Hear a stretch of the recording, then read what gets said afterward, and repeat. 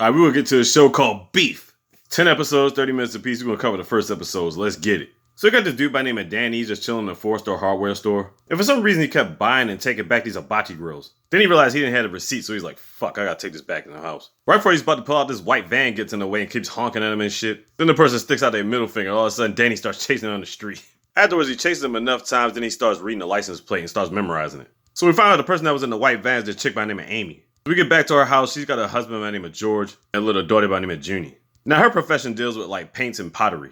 So apparently Amy does this to Danny like every single time he goes to the store. But the thing is, they don't know who each other are. It's like, the fuck? So then Danny goes back to his house. He's living with some dude named Paul. Then afterwards, he just FaceTimes his parents. So the thing is, the parents couldn't be there in the United States. They're back in Korea. Now, why is this? Because something would happen when they had to sell their family motel or something like that. Now, Danny's telling Paul, like, you need to straighten yourself up. You don't clean up. You don't do nothing. But Paul's like, I make more money than you. All he does is play video games all day. So you think to yourself, how's he making money? Well, apparently he's got a bunch of crypto investments. So I was like, okay. But then Danny makes Paul give him his crypto codes. He tells him, look, you can either do that or you can start paying rent.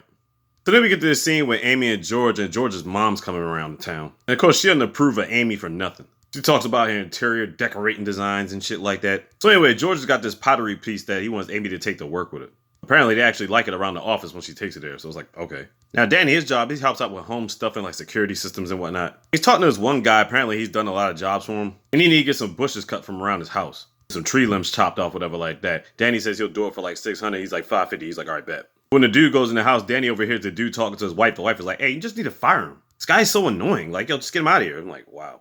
Meanwhile, all this time is going, Amy and George are supposed to be going to like spiritual seminar or whatever like that to meet this lady by the name of Jordan Foster. Foster's the lady that owns the hardware company or whatever. It's like in their family or generations or whatever like that. She got this random weird ass food that she wants these spiritual beings to eat or whatever like that. But when Amy starts talking to Jordan, Jordan's like, man, I don't eat this shit.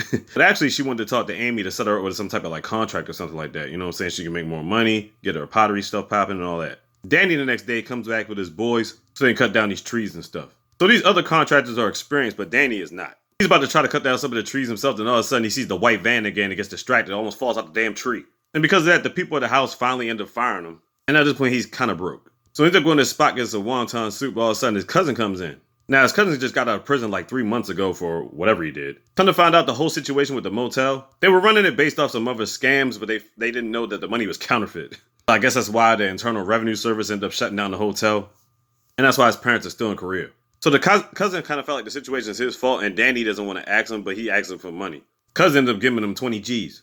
So afterwards, Danny's trying to invest in some landscape or something like that. I don't know what happened, but he checks his phone again. He ends up losing 17,000 of the 20,000 that his cousin gave to him. I'm like, how? Did he just invest it wrong? Got it fucked up? Like, what was the deal there? Then at night, we got Amy checking through her phone. She's going through like Instagram or TikTok or Facebook, one of them. Somebody recorded an incident of her and Danny going crazy on the road. But the thing is, they couldn't see neither one of their faces, so she's good. She's in the clear, I guess. Then she's going over to the safe. She's trying to put the combination there, but she can't get in the safe. I'm like, what's in the safe? Then the daughter starts crying because she had a nightmare or whatever like that, so she tried to calm her down so she can go back to sleep. Next day, she talks to George about it, and George is like, you know why you don't know the combination to the safe. So we got to be thinking to ourselves, what the fuck is in that safe? So we get this scene where Danny's sitting in the room, and he lit all these grills, and I'm like, what the fuck? He was trying to do something where the carbon monoxide would stay in the room, and I'm like, this dude's trying to kill himself. Then he gets this random text about landscaping and he decides better on it. So the next day he's driving around. He's trying to find the address of this area or whatever like that. Meanwhile, Amy was going through books while she was in the house by herself and she ends up finding the combinations of the safe. And it's a fucking gun in there with a clip.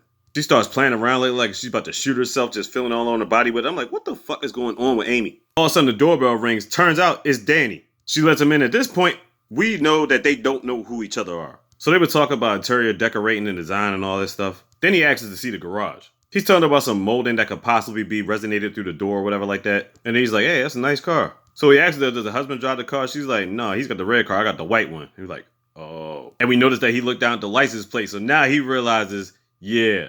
So he asks to use her bathroom, right? So when he comes out the bathroom, he's like, he's got to hurry up. He's got an appointment or whatever like that. And he dips out. Now she looks over at the bathroom and we just thought it was water on the ground. Turns out it was actually piss. This nigga pissed all over her carpets, the toilet seats and everything. Yo, we're like, what the fuck? So she's chasing Danny down the street, but he ends up getting in the car and dipping off. And then she starts recognizing his license plate number. And that's how the first episode ends. So basically, in between the storyline and all that other stuff, you can tell both of them kind of have a little bit of mental issues, or they're trying to control their rage and whatnot. For Danny, we can tell he's pissed off because of his money issues. For Amy, she's got some other mental issues to work out. But bottom line is, she knows how to just smile in front of everybody's face, making sure no problems, blah, blah, blah.